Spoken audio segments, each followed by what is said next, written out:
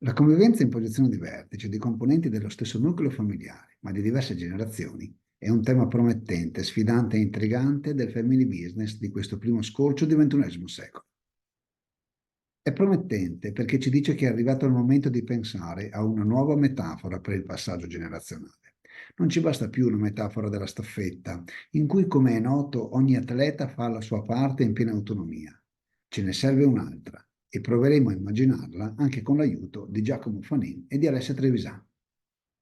La convivenza al vertice tra generazioni diverse, pur se della stessa famiglia, è sfidante perché da una parte c'è la generazione senior, che ha dalla sua la certezza dei risultati già raggiunti, la storia dell'impresa e la storia della famiglia, e dall'altra parte c'è la generazione junior, che dalla sua ha solo competenze, idee, progetti e ambizioni davanti a sé. Quando ci sono decisioni strategiche, chi la spunta? Cercheremo di capirlo insieme a Giacomo e ad Alessia. Questa convivenza, infine, è intrigante sia per me che per te. Chi come me fa il professore universitario, di mestiere studia l'imprenditorialità e il family business, vuole capire quali sono i processi organizzativi e le pratiche manageriali che rendono possibile e virtuosa questa convivenza.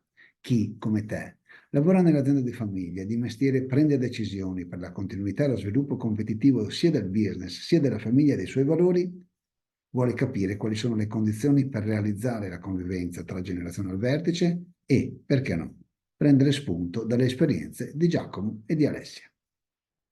Ci vediamo il 15 aprile pomeriggio al POA. Ciao!